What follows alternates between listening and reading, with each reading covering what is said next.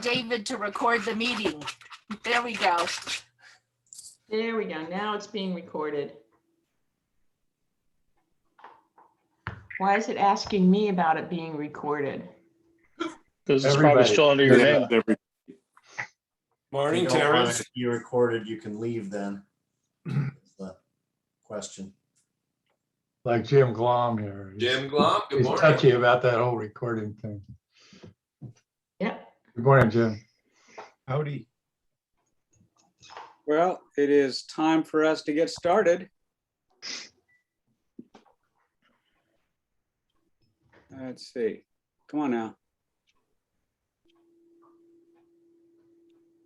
How'd that work? Beautiful. All right. Well, here we go. Welcome, everybody, to the first meeting of the 2021-22 year. Our club theme is building community, which is what we're doing right at this moment as we are here. And also the Rotary theme is serve to change lives. So we've got those two that I think work well together. Amazing. How about that, PJ? Thank you very much for greeting us. You did well. I think you caught almost everybody, did you not? Well, I see that Scott's on board here, so I'll say good morning to Scott, and I won't interrupt the meeting. I'll just send a little chat. Good morning.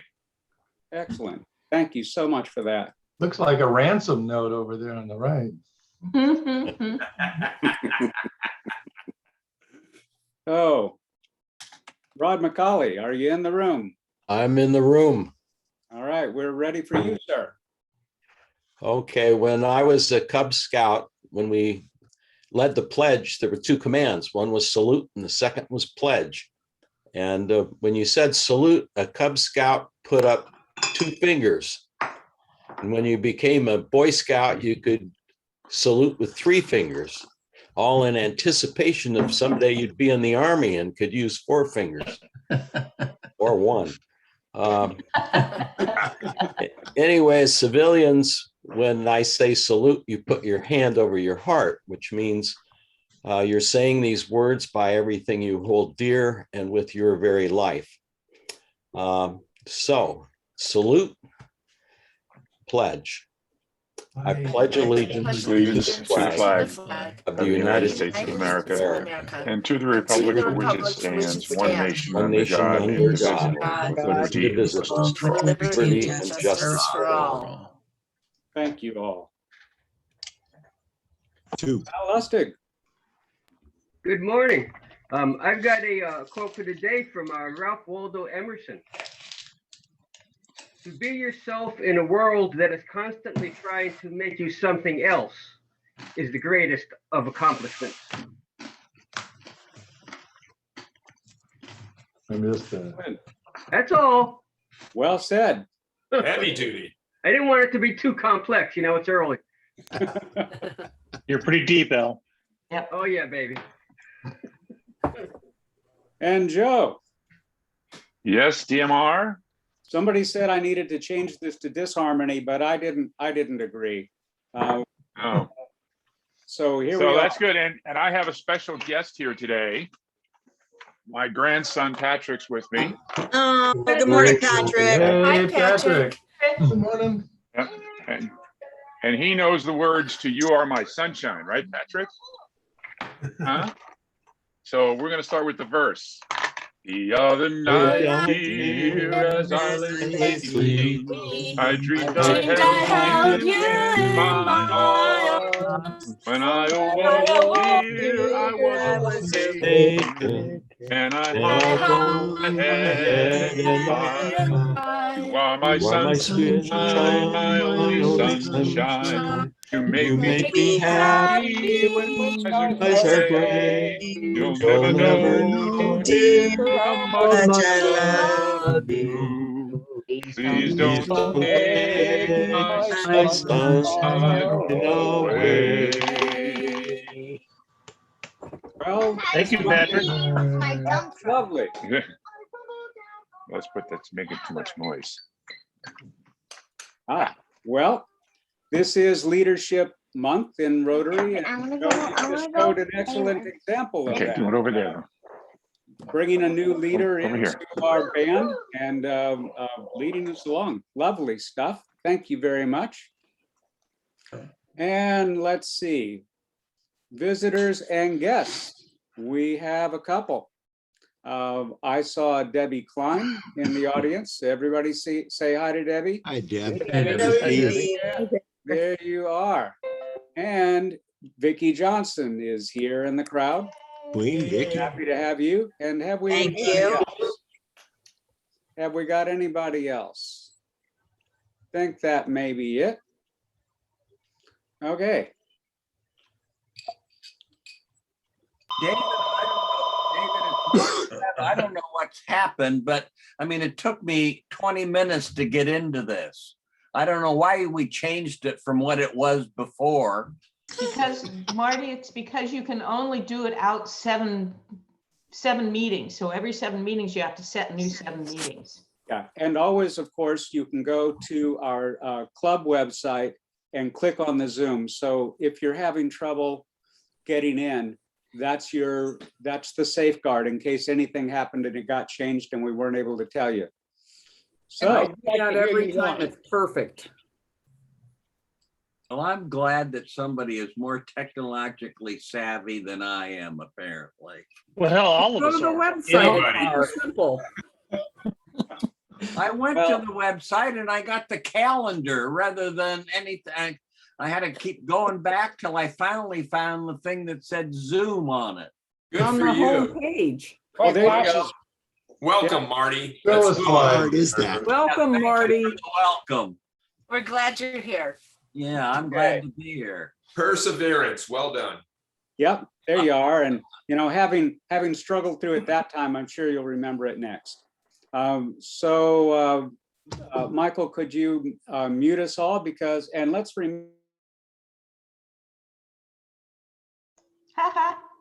Muted we are David. to Hey, man. No sooner said than done there, David. Yep, thank you very much. So if you wish to unmute, please either press your space bar or go up and find that mute button on your screen. Look around for it now, so you'll be all set. And click it to unmute and then mute again when you're finished, especially if there's any noise in your house, stop for a moment and look around and say, am I unmuted? Because, we don't want to hear that special phone call come in. Or the dog. We like the dog. Okay, we're going to have a speaker today.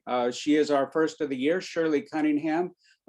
Charlie let me know that Shirley did everything she could to cut her meeting, her time down to 29 minutes, and it seemed like she might not be sure. So I'm going to ask us all when we for this first section to just keep moving right along. Let's have a look at our leaders. These are the people in the next 3 slides who have volunteered to lead us and help us and support us. And so as you go about your day, remember who these folk are and thank them for their service and step up when they ask for help. Barbara Barney, by the way, is for those of you who don't know, even though Barbara is moving to Washington, she is going to remain with us and even is volunteered to do our QuickBooks, saving us from having to hire somebody to do it. So thank you, Barney, and thank you to everybody on this screen who is with us and helping us, and really appreciate your support, as well as these folk.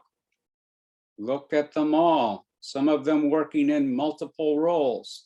And new to the board, Marnie and Joyce, not having served before, and Natalie. Is this your first time? If you're online. So then there is another screen of wonderful people. These are the folk that make things happen, often in the background, but certainly critical and important. Jim Goodenough is already updating the website. Linda got on and told her that some of my Google calendar had leaked onto the website and she was fixing it. You don't need to know when I'm going over to fix my brother's medicines or run a generator. Got some AV people that have been working with us. Charlie is continuing as program chair. We are so lucky. And Michael Cook is making it look like I know what I'm doing on the computer. Don't be fooled. So thank you to all those folk. So recognition. We have a new format and experiment. And what we're doing is, you got the email, encouraging you to go ahead and pay your annual dues now. If you've not done so, please do that. You don't want to see me cry. And that's what I'll do to extort you to go ahead and send it in. So unless you want to see me cry, in which case I can do it on command.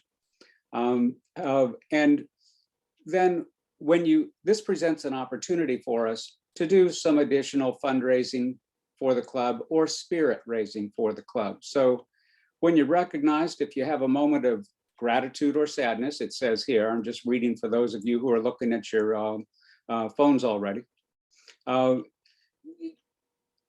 That's an opportunity to share, and you are welcome and encouraged to contribute to the Rotary Foundation, to our club foundation, or to do an act of kindness to someone, whether you tell us or not that you've done that. Your contribution is voluntary, and please join us in that spirit. It's an experiment. We're hoping that we'll be successful. And as sort of extended family, we really want to know about things that go well for you, things that don't. Share it, please. Birthdays. Michael Cook, born on the 4th of July. So Michael, how long was it before you figured out that all the fireworks weren't about your birthday? They're not? Wait. No, they are. We are. I was just kidding you. And there is a Santa Claus. So yeah, I had a good time on the 4th. Yeah, what'd you do? Very, very low key on the fireworks front, for which my doggy is grateful. But we had friends and family around, and there was even a party after the party. So it was a wonderful weekend for me. Lovely. And then Sue Kelly, wife of Terry Kelly. There's a ray of sunshine. So Terry, how's it going with Sue?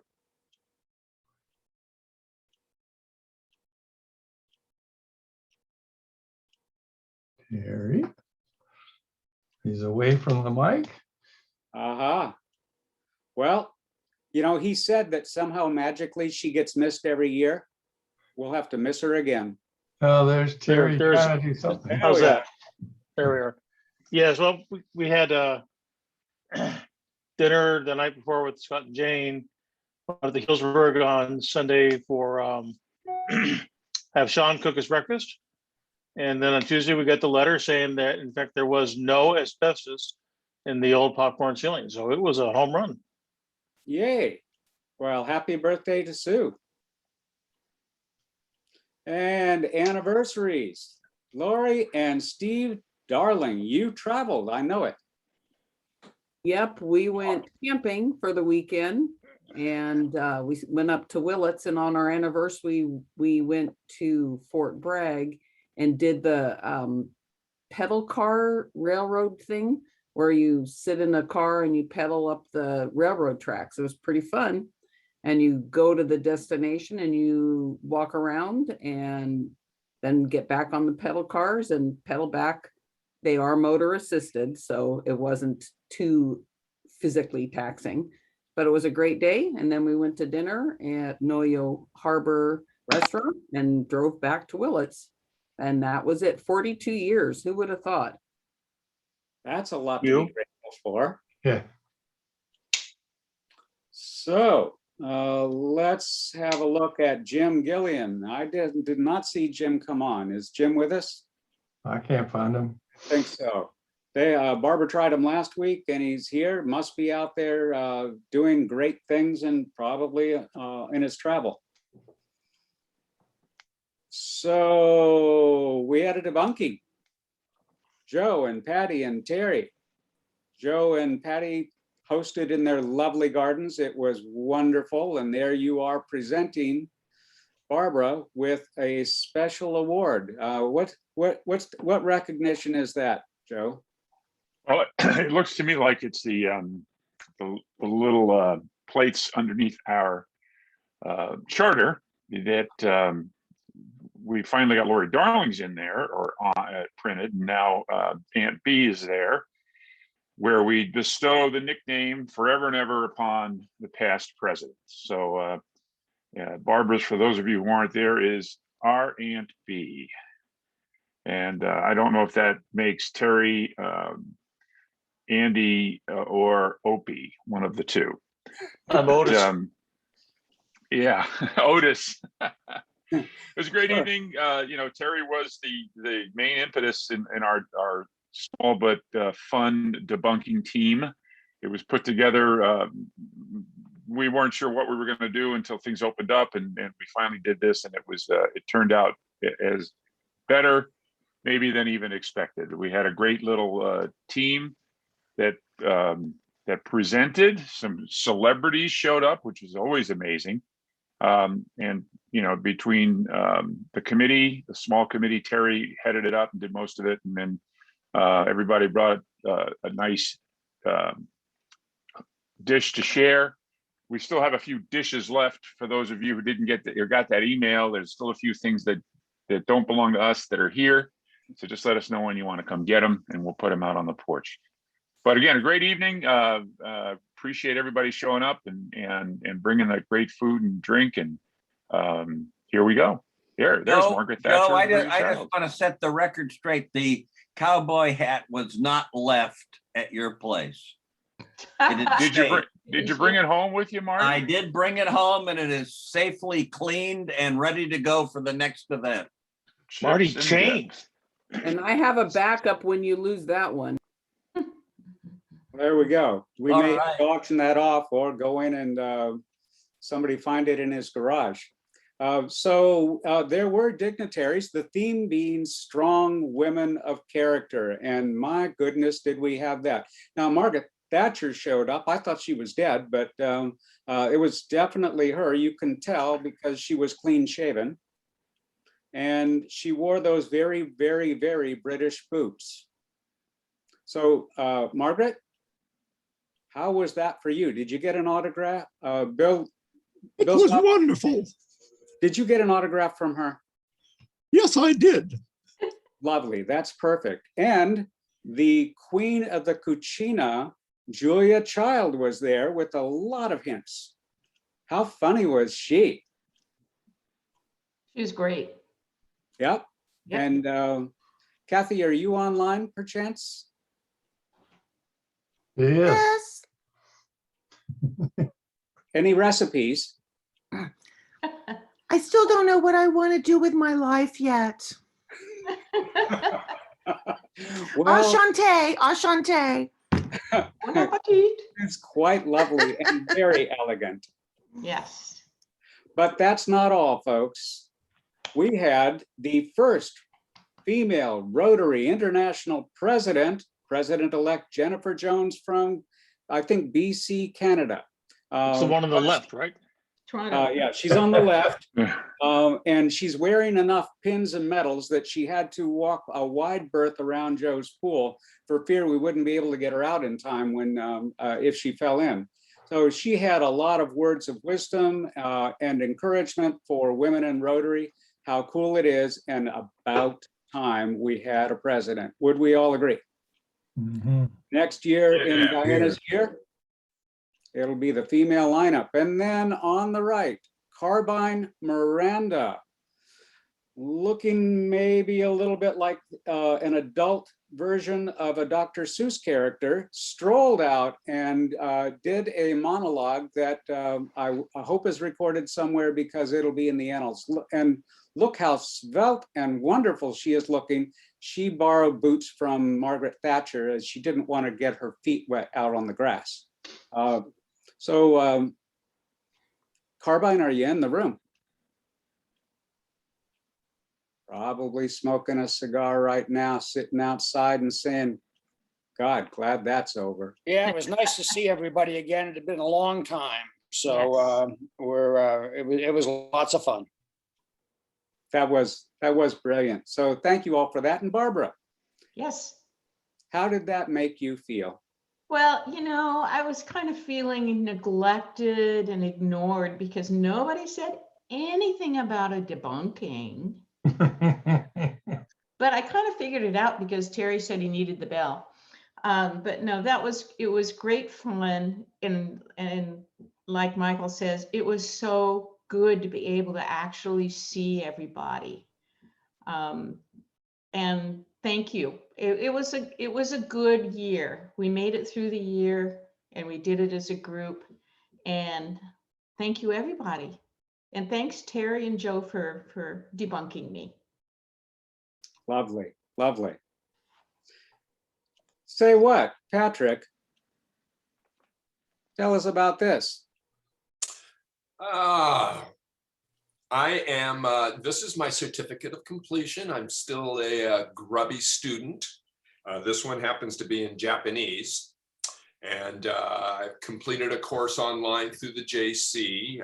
We're going to Japan in March. So it was just an opportunity to try and it is the most complicated thing you can imagine in terms, unless you were studying Chinese, I suppose. But watashi wa mainichi nihongo o bankyou shite shimasu. I study Japanese every day. Brilliant, brilliant. Arigato gozaimasu. It's my only word. O genki desu ka? How are you? O genki desu ka? Thank you very much. Yes. And we don't see him. We see his view. This was right before he brought the boat up to 40 knots and then slammed on the propeller backwards, catapulting his friend overboard and then throwing him and saving his life with those life preservers. Richard Ruge, tell us what happened. Well, I made the news. Actually, I don't think anything happened, but my wife and I go up to Lake Siskiyou when we feel like it. And it's a beautiful place to go visit if you've never been there. And it's especially beautiful to go visit when there's snow. It was very bleak this year. We went up during our anniversary. Nice. Lovely. Lovely to see you get out. Glad you had a good time. Yeah, it was wonderful. And Vicki Johnson went the extra, not 1 mile, 900 miles to help our friend Debbie Klein. Guys, can you pipe in and tell us that it went well? It went great. I'm back to normal thanks to Vicki. Hmm. You didn't know I had surgical hands, did you? I did not. You were amazing. No, I had warned the nurses about that laugh. I had said, you're going to love this lady. She's going to make me laugh. And so I heard her coming down the hall and I said, there it is. So it was very nice. She made an unpleasant situation very, very, very pleasant. So it was a good thing. I would do it again, Deb. You were an easy patient. Well, I'm not planning on doing this one again. That's for sure. Well, we won't do that particular one again, but we are going to do a road trip again. We are going to do a road trip again. Of course we are. We're going to have some fun. Then I can drink without messing up with my pain medications. So yeah, margaritas are in our future for sure. Yeah, perfect. So thank you, Vicki. I appreciate it. No problem, Deb. Love to do it. I may need somebody to take care of the cats. Yeah, you don't know the whole story about that, Marty, so just think twice. And so this is a moment where if you have been recognized thus far, or you want to be recognized and get involved with contributing either through an act of kindness, through, a contribution to the Rotary Foundation or a contribution to our club foundation. If you have something that you'd love to share with the group and tell us about, we would love to hear it. Now's a good time. I'll go ahead and share another gratitude too, then for you, David. Thanks for the referral of the realtor who sold my house, and I think I had a 22-day close, 15 over asking. So I'm a happy girl now. Yep. So that was before I got all sliced and diced. So now I'm a happy girl, and on the other side of that. So I appreciate your help. You matched me with exactly the right realtor. So that was very, very helpful. Thank you. And I'll make a donation to the club's foundation. Plus 15%. It sounds to me of like course. David Mark ought to make a donation for hooking you up. I think he should match it. What do you think, Marty? Well, there you That go. would be only fair. I agree.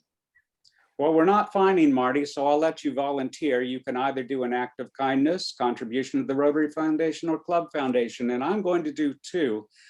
Having committed last year to become a member of the Polio Plus Society each year, I pledge to give no less than $100 to the Rotary Foundation for that cause. So as of this day, I will log on and make that contribution. And I'm going to make another to the Club Foundation in equal part.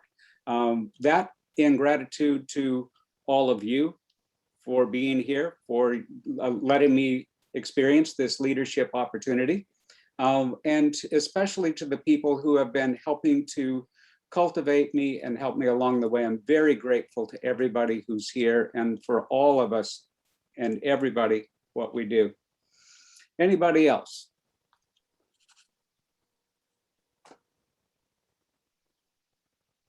Time moves along. Think about your opportunities in the near future, and let's see what's next. Club news. Michael McLaughlin, can you, with about 5 minutes left, and 4 or 5 slides, what do you say? I say that we are well on our way to coming up with our district project, our district grant for this year. We're going to be working with the Noon Club again, and we're going to be building a fence around the child's playground at Ives Park. There currently is an old broken up pipe that kind of delineates the area, and the city would like that replaced. So we're meeting with the city today, going over the project, and we'll be able to submit an application within the next week or two. Very good. My grandson escaped through that fence, I'll have you know. He did, and I had to go all the way around and catch him. Dan Needham, Peacetown's coming up.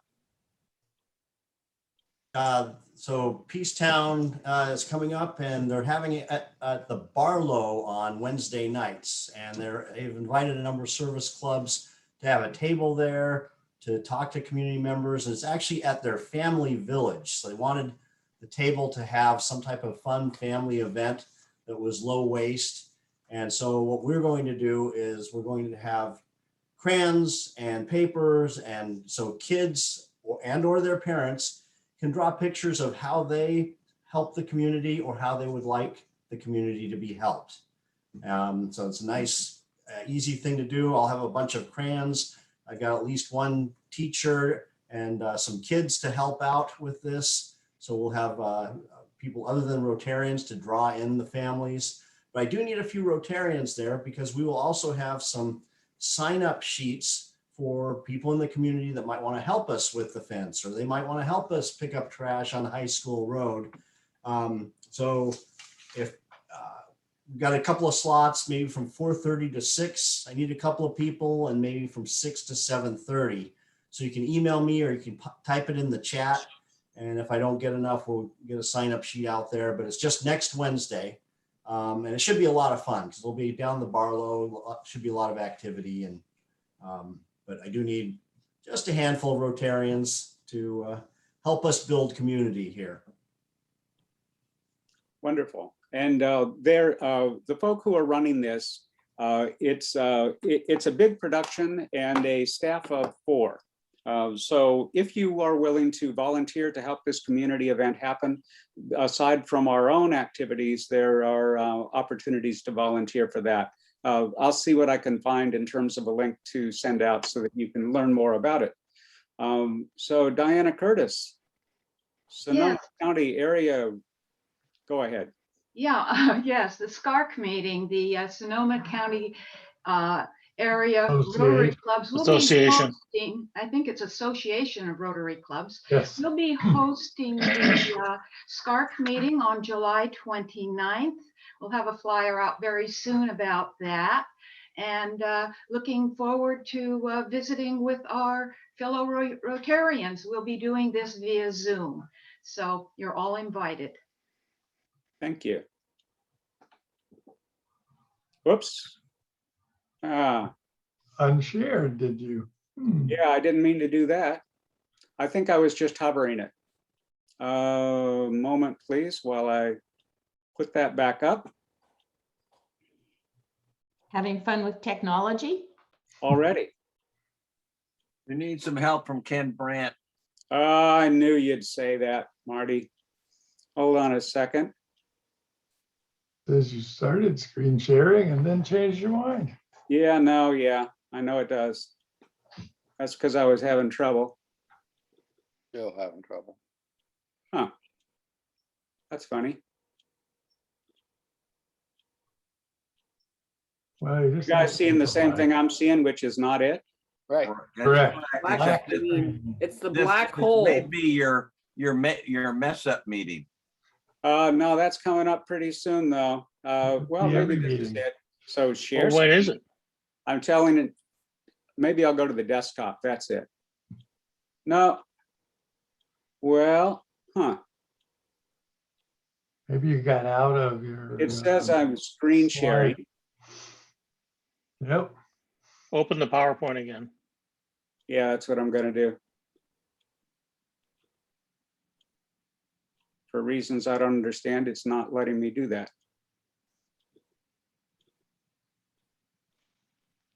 Huh. David? Yeah. You'll get it by long about next May. Maybe, maybe not, you know, I'm a slow learner. Well, The only thing left was the calendar. oh, yeah, there was a calendar on there. I can send that out. And Michael, you were going to give us a quick update on our attempt to get ourselves on to be able to become a hybrid, fully hybrid club. So how are we doing? You talk about that. I'll play with this. Okay, well, so the hybrid idea, it means that some of us would be in person at the Masonic Hall and some would be on Zoom.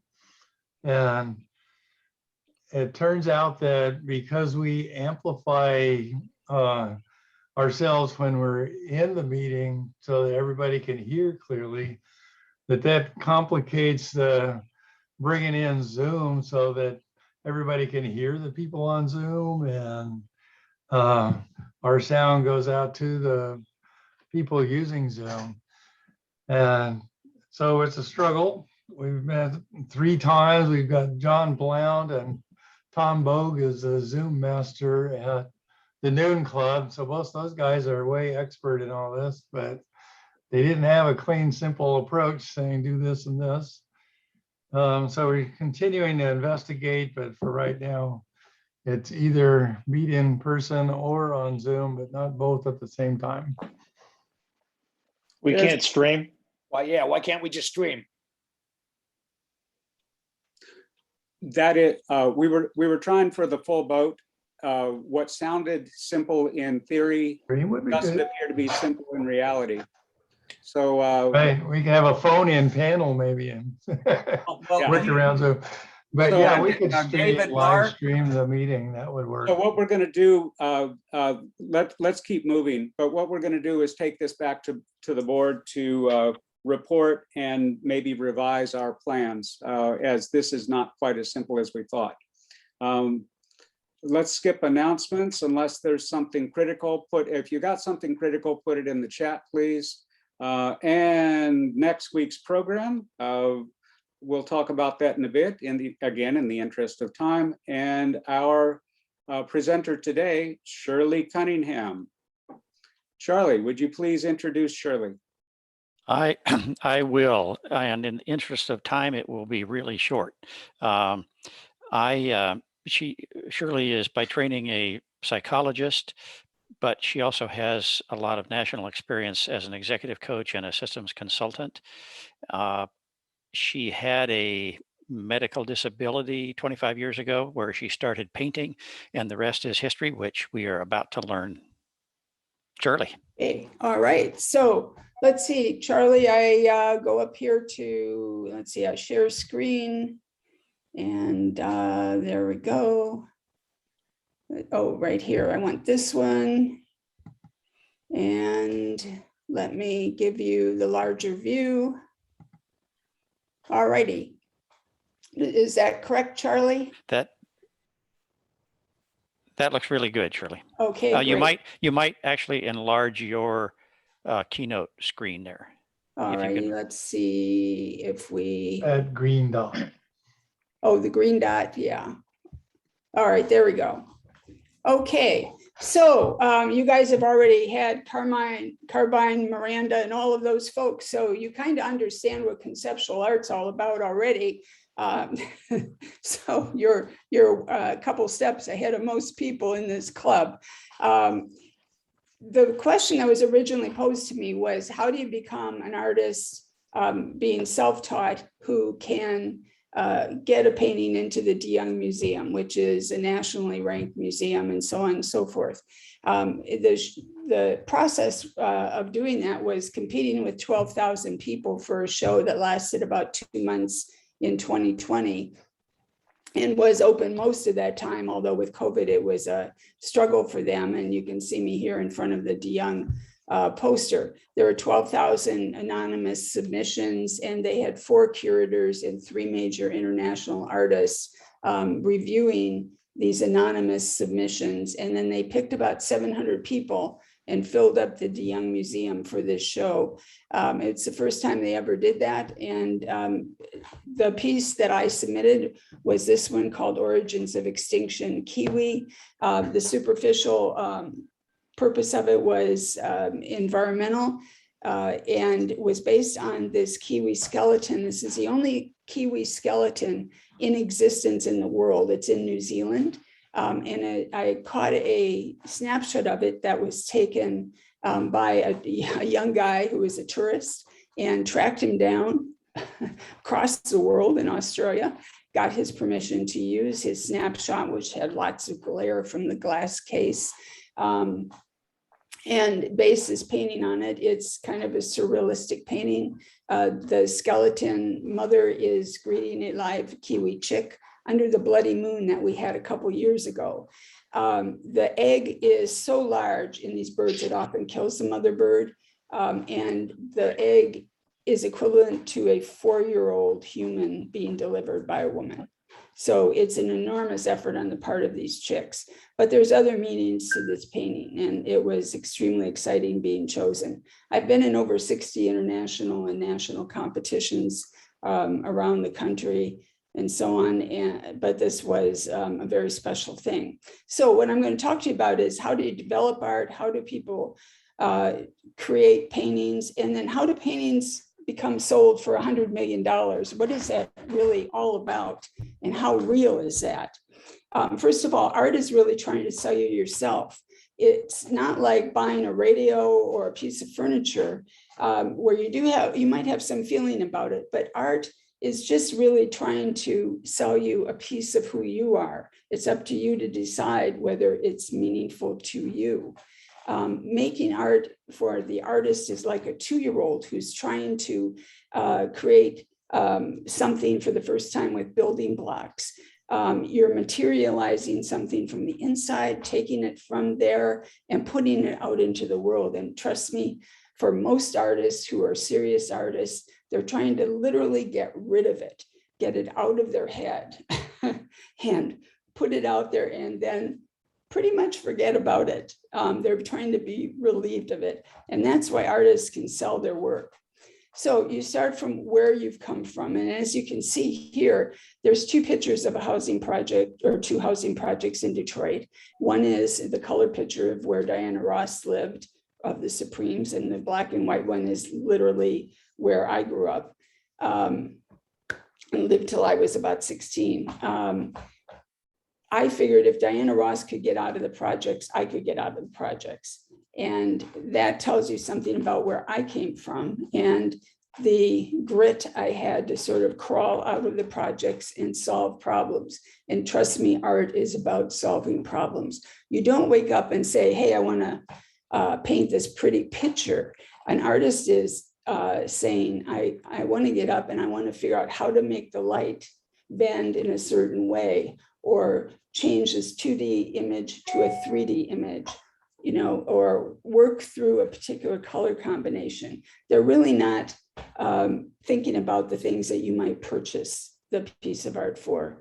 I worked as the first GM intern in General Motors Central Office when I was 16 and spent a number of years working for the president of the Detroit Common Council as an emancipated minor. I've been on my own since I was 17. The only art I ever experienced really until I was forced to retire was sitting in the Detroit Institute of Arts in front of the Diego Rivera mural celebrating workers in Detroit trying to study. I went to the University of Michigan for grad school, and then one of my first jobs was at the Lafayette Clinic Psychiatric Hospital, working with all kinds of populations, from the criminally insane to nice neurotics like you and I. Some of you might know my husband, Russ Cunningham, who's president of the Noon Club.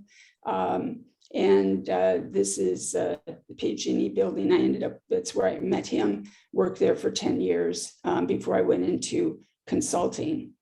So after being bedridden for 6 months, I was diagnosed at the age of 44 at the height of my consulting career and with cardiac problems, placed on complete disability, soon thereafter followed by a 14-hour spine surgery. And I could not do my work. So I had to figure out what to do. And the reason I mention this is because artists are continually trying to figure out what they're going to do. If they have a successful show, then what is going to be the next show? You know, it's a continuous process. There's pressure to perform and all of that. So the obvious steps you go through are identify your strengths and weaknesses, figuring out that the status quo is really sticky. If in your life you ever find that you have trouble solving a problem or moving forward, you need to look at what's holding you down, what is sticky in your situation, and then develop the curiosity, passion, desire, or grit to move forward.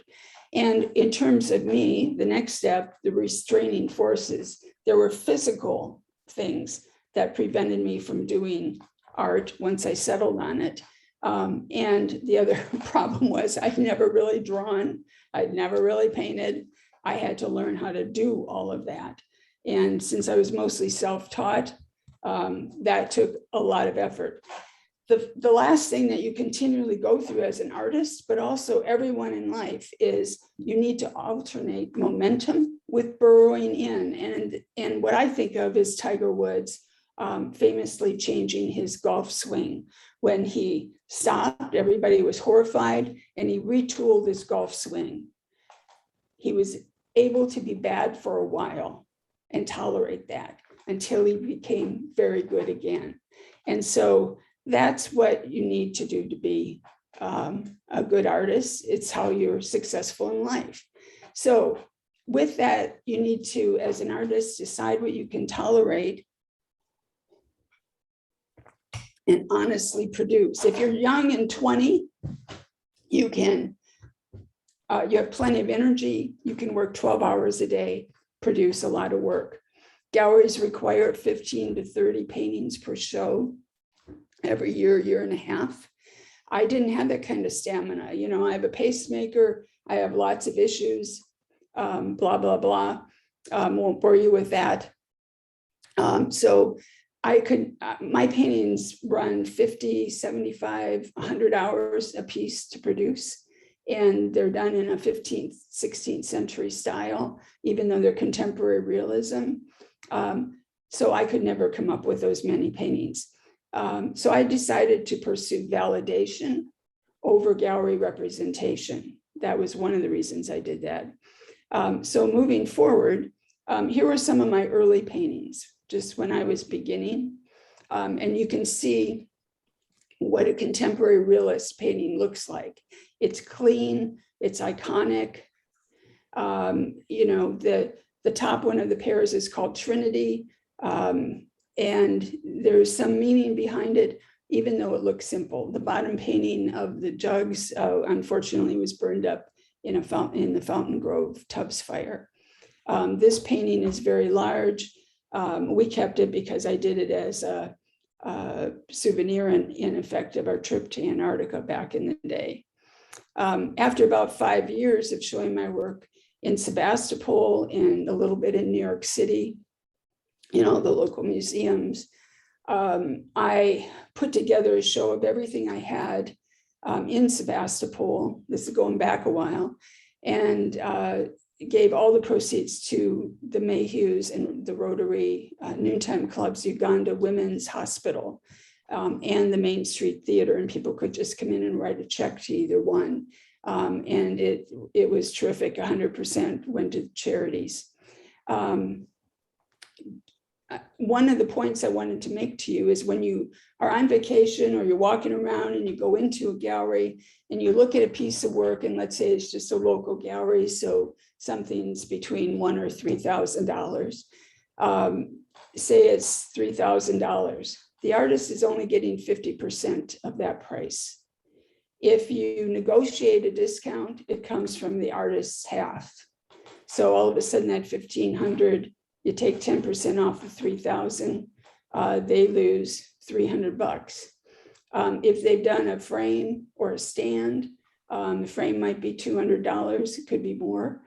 They've lost a couple $100 more. If the piece is being shipped, they're paying for that shipment. If there's brochures around, chances are they're paying for that too, unless they're with a big New York gallery. And of course, then there's their time and their materials. So when you see that price, the gallery is getting half to put the lights on, but the painter or the artist is getting all the other costs. And so they don't make much money at all. Ultimately, I won a coveted artist membership at the Selma Gundy Club of New York, founded 150 years ago by Wyeth and Tiffany. It has patron and artist members. So it's like the symphony or the opera. So the patrons give money. The artist still must compete anonymously for each show. In order to get in, you're reviewed by 15 people usually on the committee. And if you're accepted, they accept a few people each year. Then you're eligible to show your work there, but you must compete for each show still. So that's another group of people, 7 or 8 people that decide whether or not your work is accepted for each particular show. I do show most of my work at Selma Gundy and some other galleries back east, but it is still not a free ride, so to speak. It's a lovely brownstone on Fifth Avenue, and it's kind of like Rotary on steroids. This place is still volunteer run. It was established as a club 150 years ago, and it is still a club. And I tell you, every day there are 4 or 5 major events there. This painting I'm including because it was one of my great pleasures to sell. You can see that the shadows are hard. That breaks a rule. The composition is kind of off and wonky. That breaks a rule. There's all kinds of things going on here that breaks typical rules of traditional painting. When this was up in a show in New York City, the first day I was on the wall, it was purchased by a woman who is an artist in New York City who has had one-woman shows at the Guggenheim Museum. For me, that is, at the age of 72, an honor I will never have, because that takes a younger person to achieve that. That's just the reality, and that's knowing, you know, your strengths and weaknesses and where you are in life.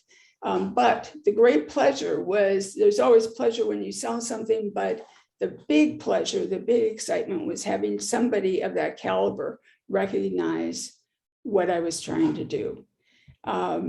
This is a painting based sort of my middle career on the photographs that my husband and I took for 5 or 7 years on 9th Street in Santa Rosa, where the egrets. Oh, right. Yeah, and we probably have 10,000 photographs.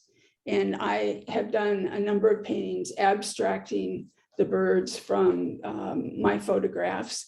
This is another large painting. And there's still, you know, when you look at my work, it's still a little off. So this one, for example, called The Return, the nest is extremely large. It's emphasizing, if you read the write-up there, in the interest of time, it's emphasizing the nest and the iconic nature of nests being strong, but yet delicate, which is what people relate to. Women relate to nests because usually they have eggs in them, and they think of their children, or the children leaving the nest, leaving the home, your empty nesters. There's all kinds of things that we apply to nests. They're, of course, very important to birds. In this painting, I was really emphasizing the area under the wing, and in reality, there's quite a few colors under that wing. This painting led to a series of about 8 or 10 paintings that are 10 by 10, that are all nest iconic paintings. This one on the left, the niche painting with the little nest and the little dove up at the top on the ledge, was purchased by a woman who has I think she has 4 or 5 of my paintings.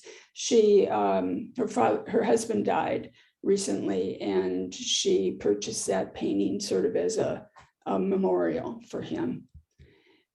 This painting was chosen by Artist Magazine out of 14,000 entries. A few years back, they were doing an issue focusing on the still life. And again, it's a style of painting where, you know, based on Cohan's work, who is a Spanish old master painter from the 15th century, where he looked at objects and vegetables and so on in a very iconic fashion. This was a commission that I did, that I based on things that this person, who was an inveterate hiker, would see hiking up around Mount Hood.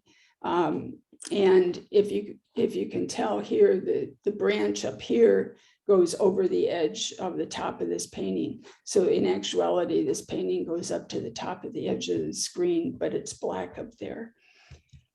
These lilies represent the 4 seasons. This is part of a tea ceremony. Really what I was painting were reflections. And these were from tulips that I've grown.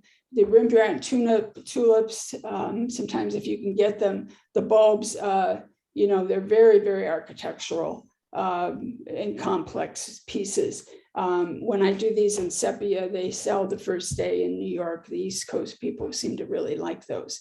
So how do you put together a painting, a fine art painting? So here's an example. I use these panels. You put your drawing on to mark your major points, and then you put a background color of paint over it.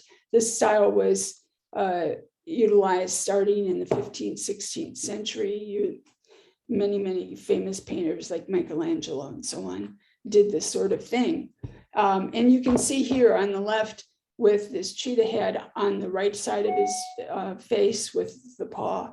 The colors are much lighter, and then they get darker and darker and darker. So this cheetah on the right, and why these paintings take so long, they have 10 or 12 layers of paint. And believe it or not, whatever layer is of color that you've got as the background, it will show through. This is a Cape Buffalo calf that I also saw in Africa. And you can see there's a grass background and so on in the photograph. And here you can see, you just have a basic rough sketch. This is the background that I chose to give them to emphasize once again the iconic nature and to draw hopefully people into the eye of the animal. Here with this series, I'm emphasizing not only the process and how you go through step by step of creating an animal, person, object, whatever, but what I want to emphasize here is creating the weight of the animal or the object or the nest or the person or the flower or whatever, to turn something from 2D to 3D. And so here, I studied literally the musculature and the skeleton of leopards very closely for hours. And when you start painting, for most of us, we start with the eyes. And then here I added the nose and the tongue. That was one painting session of ours. And then here, I started to block in the musculature. You don't want to rush these things because you make a mistake in the underpainting, then the whole thing is screwed up, frankly. And then you've got you have to either try to sand it off or start over again. And so here I blocked in all the muscles. And here I'm starting, well, this is multiple sessions. You go crazy if you try to do leopard spots all at once. Trust me on that. So this is about a week's worth of work, these leopard spots. And finally, here they are, and I blocked in the paw. This was a picture of some vultures we watched with a jackal diving in the middle of all these birds with their big talons and beaks trying to get some scraps. We were sure he was going to be killed. A couple more leopards that we followed. This one in the tree was particularly interesting to us because he climbed up and was just sleeping in the relaxation. So the key here on this leopard in the tree again was to give him weight, to make him look like he was really, really hanging there. These are some of the flowers I've done of these Rembrandt tulips. I changed the colors. I make this stuff up. The one on the right here, Ladybug, that's like a 4 by 6 foot copy that's now in the East Rec in Oakmont. The one on the left, I've done 4 or 5 versions of that. That's been very popular. This is another teapot as part of the teapot series where I focus on foreshortening. That's a complex thing for artists to paint. And this one is a camel herder from Pushkar, India. I loved his face because his eyes were so sad. And I just wanted to see what I could do with that. And so finally, here's what contemporary art that sells for millions and millions of dollars is really about. First of all, conceptual art, and what they're trying to tell you this is about is an idea. Without the idea, the art, we're talking about fine art here, is considered just a pretender, that you're just an illustrator or a designer.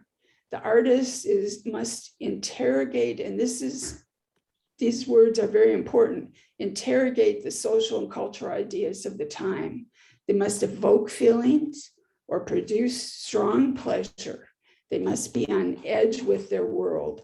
That's the part I like. You need to be on edge with the world. I think Rotary clubs that are really active are that way. They're on edge with the world. And here you can see on the left is a painting called The Scream by Mike Henderson that was purchased the beginning of this year by the DeYoung Museum. It was actually painted in 1960. And on the right is a Thomas Kincaid barn painting. He's dead, of course, but he, in his day, was the most successful living artist in the United States. And his prints are everywhere, you know, across this country, right? And I don't want to offend anybody here, but I'm giving you a curator's or an art critic's point of view now. When I first saw the scream on the left, that thing is probably 20 by 30 feet. It's enormous. It takes up an entire room at the DeYoung Museum. You know, I just said, wow, that thing is really ugly. You know, of course I could never live with it, but the longer you look at it, the more you can feel the rage, the pain, the anxiety, that, you know, all of those intense emotions. And the first thing I thought of, well, that's the year of COVID for a lot of people. That's some of the intense experiences I've sure had in my life. You've heard at the beginning of this talk a little bit about some of those. I can give you a lot more. So I could understand this painting. The barn on the right is what? You know, it's a spot of color for a living room or something. So not as grabby. So those two give you a radically different point of view to illustrate my point. Okay, now something happened here where I stopped being able to use my, let me get back here. Not sure what is happening. Somebody wanted to use my screen and I declined. Let me see if this will work now. So finally, the physical impossibility of death in the mind of someone living is the name of the painting that kicked off the conceptual and contemporary artwork that has led to paintings being worth hundreds of millions of dollars, if you are so inclined. And it also kicks off the notion that these types of paintings are all about branding. Damien Hirst, whom you see here in front of this chart, this shark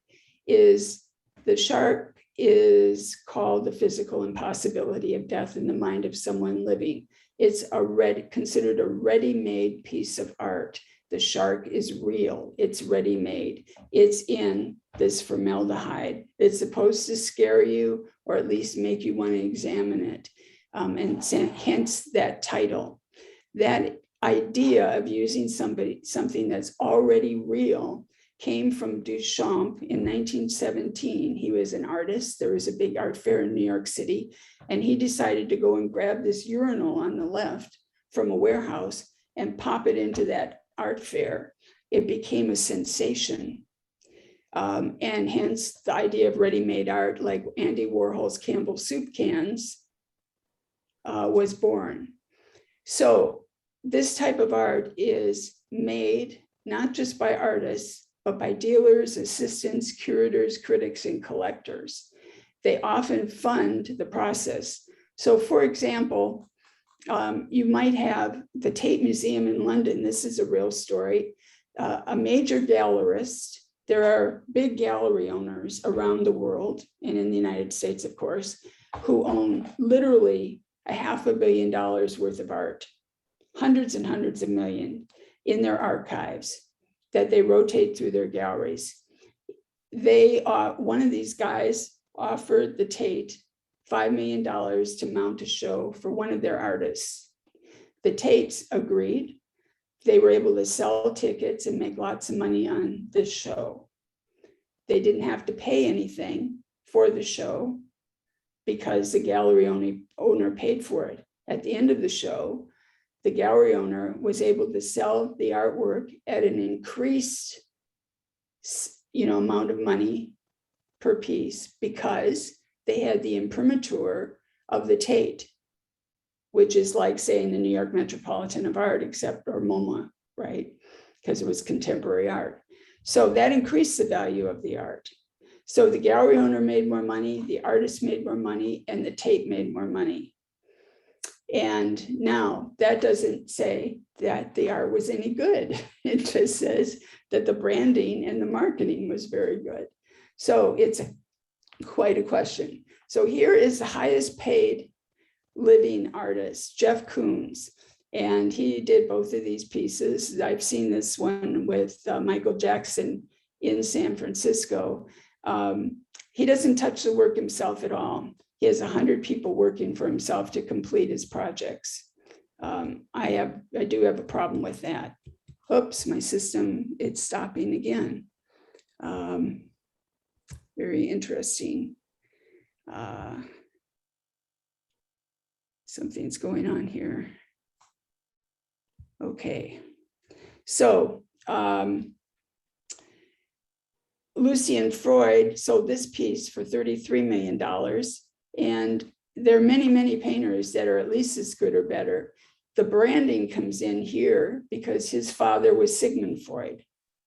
And I would argue that that had a lot to do with starting off his career, that people will look at his work and say, oh, you know, there must be something a lot more going on there because his grandfather was Sigmund Freud. Mark Rothko, I'm sure many of you have heard of him. This painting sold in 2019 for $50 million. This is silk screened letters on this panel, Run Dog, Run Dog, Run. He's a contemporary younger guy, but it sold for $15 million.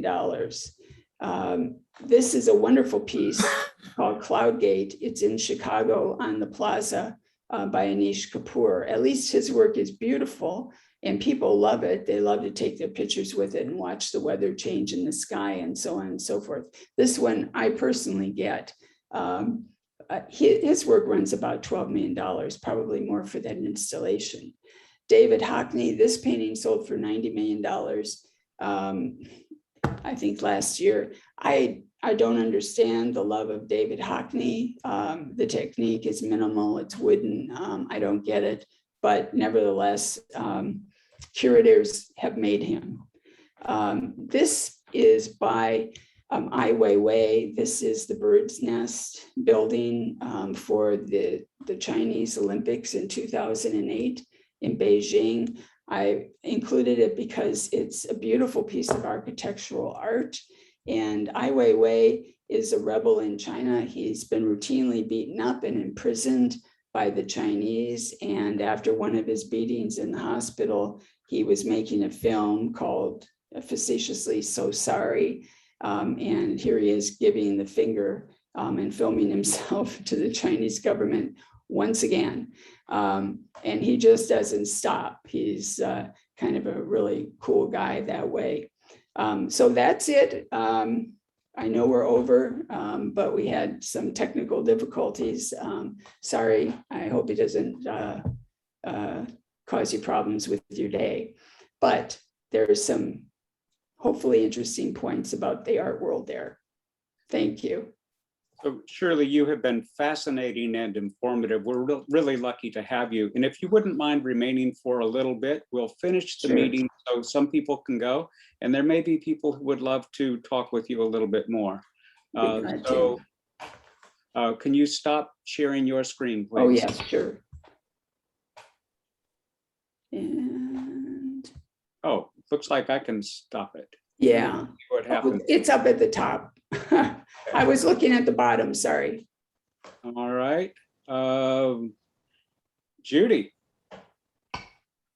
are you still with us? I think I have the joke, actually. Ah, so sorry. So here's the joke. A little old lady was walking down the street dragging 2 large plastic garbage bags behind her. One of the bags was ripped, and every once in a while, a $20 bill was falling out onto the sidewalk. Noticing this, a policeman stopped her and said, "Ma'am, there are $20 bills falling out of your bag." "Oh, really? Darn it," said the little old lady. I better go back and see if I can find him. Thank you very much for telling me that, officer. Well, just not so fast, said the cop. Where did you get all that money? You didn't steal it, did you? Oh, no, no, no, she says. You see, my backyard is right next to a golf course. There are lots of golfers come and they pee through a knothole in my fence, and it goes right into my flower garden. I used to get really ticked off because, it kills the flowers. So then I thought, why not make the best of it? So now I stand behind the fence by the knothole, real quiet, with my hedge clippers. And every time some guy sticks his thing through the fence, I surprise him, grab hold of it and say, hey, buddy, give me 20 bucks or off it comes. Well, that seems pretty fair, said the cop. So what's with the other bag? Not everybody buys. Oh, Yeah, golf joke.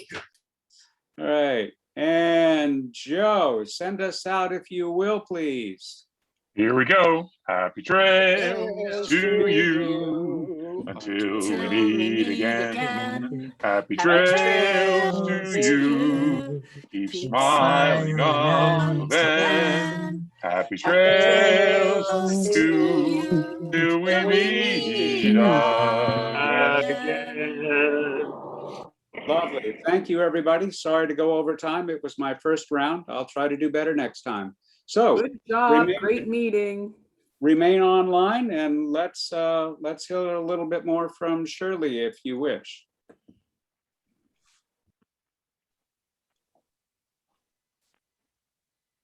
So Shirley. Yes. Shirley, I have a question for you, a couple questions. Do you use photographs in creating some of these paintings, or you just do it all from memory, or what?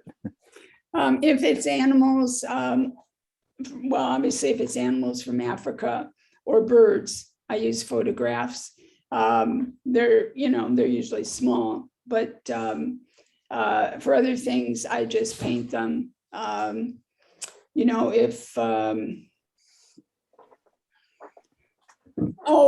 If I reach on the wall here and I grab this little painting, I just paint it. It just depends on what it is. If you're trying to get,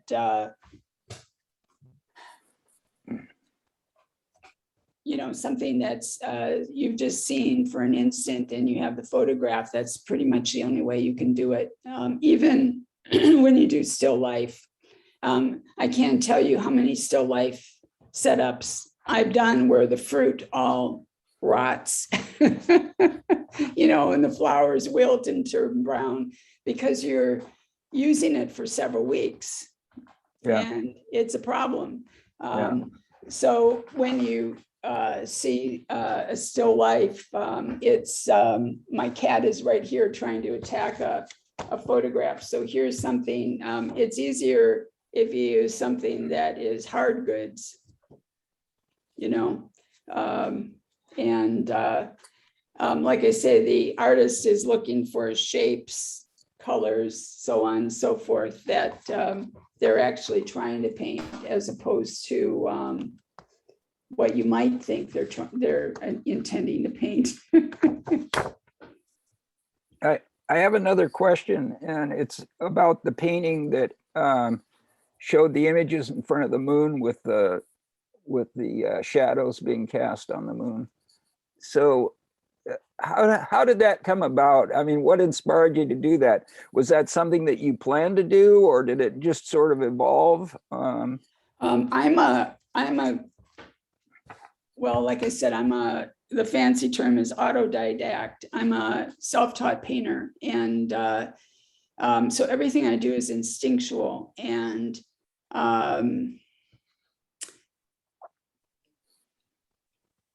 when I start to decide to paint something, even, like that kiwi skeleton thing, I just get excited about an idea. So like with the moon thing, I just decided I want to do moons. So I had all these long titles: Golden Moon Tea Ceremony, Blue Moon Tea Ceremony, and they were just they resonated with me. They ended up resonating apparently with a lot of people. Yeah, I just kind of instinctually did it. And what I would add to that is it turned out, who knew, by accident, I guess trolling museums for most of my life, that I had an instinctual ability to see elements of color so that I could mix colors.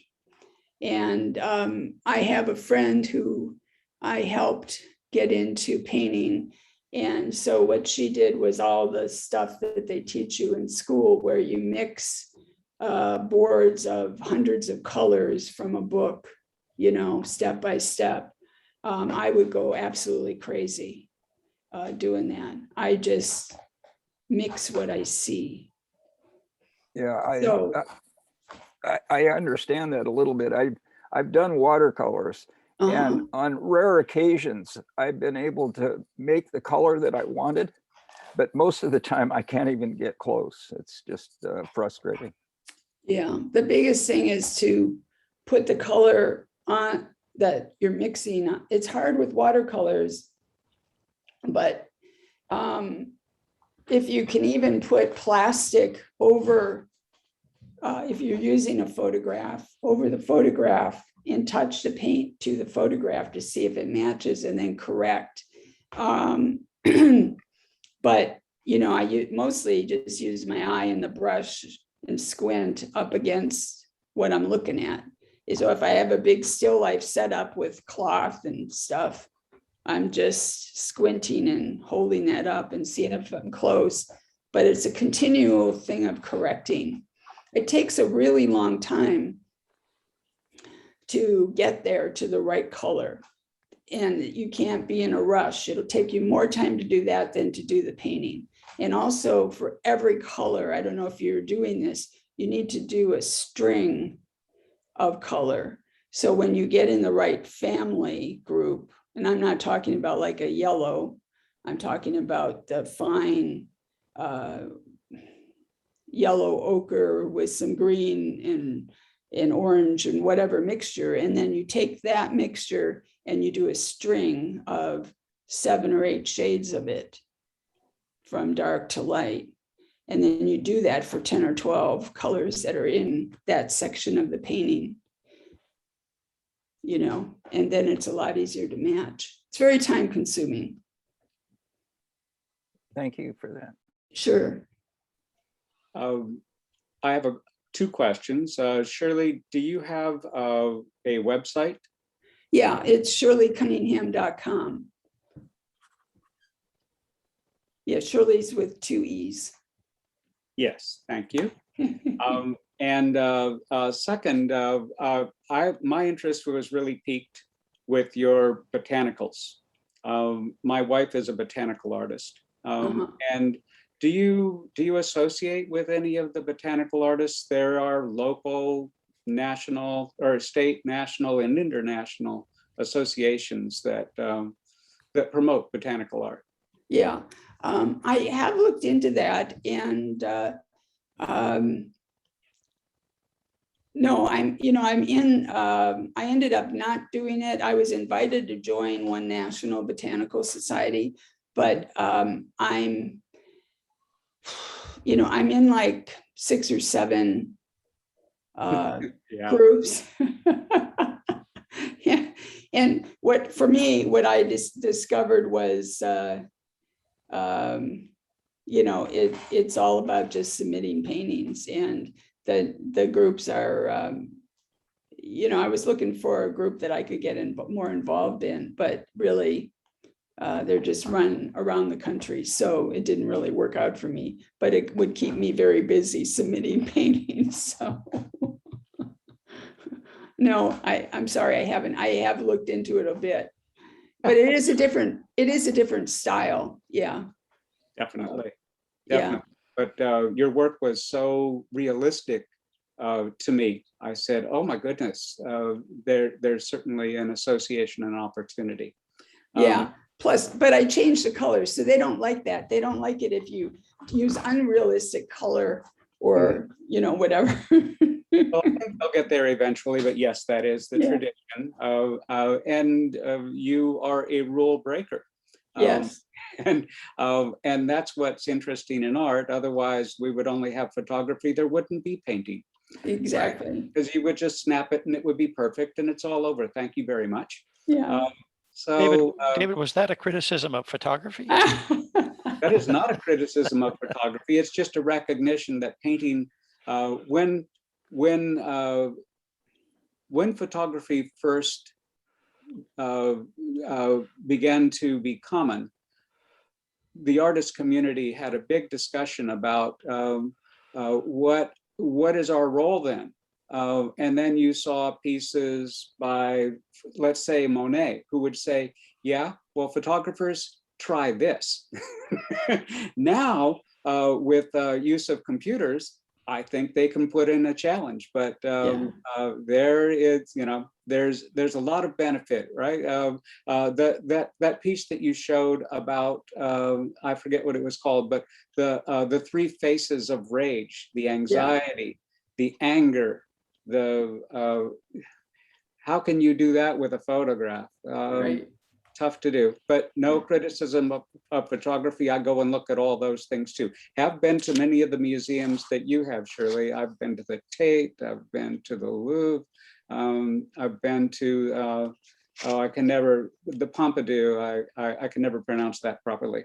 I love and follow art. Yeah, great. Yeah, so I'm gonna look at the website, and again, please accept my apologies. It was my first time running a meeting, and you had the poor fortune to have me guess at the amount of time and be deficient. I wanted to give you more time, and I gave you less. I'm so sorry for that. That's all right. Like I told Charlie, I said, I'm just going to do my thing. I can't quite make it as short as the 25 minutes Rotary likes. I always time out at 29 or 30 minutes. So I just say, oh, well. Well, Shirley, I think your presentation was of great interest to artists that we have in our crew, as well as people that just have a leaning in that direction and wonder, how do you do this, and what's the life of an artist like, and how does this work when you get to the East Coast and are dealing with the big names? And so it was really interesting on a number of levels, and I sure do appreciate your doing it for us. I know you put some work into it, and it shows, and very good, and thanks. Oh, you're welcome. Glad to do it.